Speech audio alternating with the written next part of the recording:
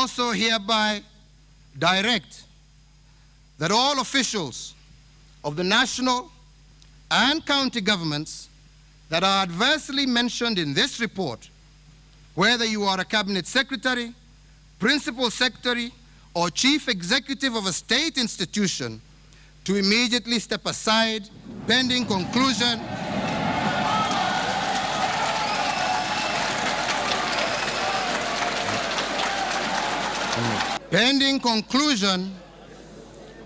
of the investigations of the allegations against them.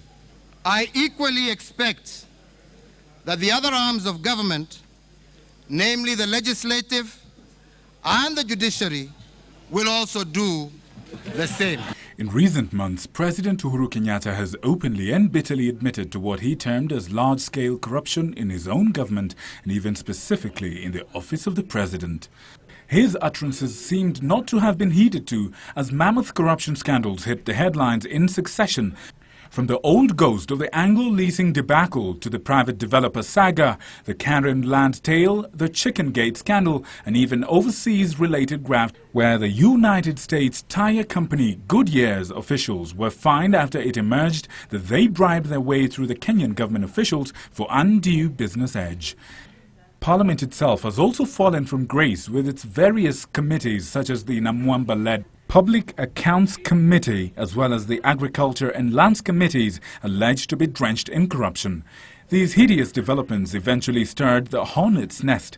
In an iconic State of the Nation address, the President ordered public officers adversely mentioned in a confidential report by the Ethics and Anti-Corruption Committee to step aside forthwith. The announcement elicited much praise, with a few criticism from a section of leaders led by the Council of Governors Chair Isaac Ruto, terming the President's directive as empty talk and dared him to act decisively. And today the head of state has issued a statement announcing the instant suspension of the tainted leaders pending investigations, in a list that boasts some of the most common faces in government, as well as officials previously perceived to be untouchable powermongers.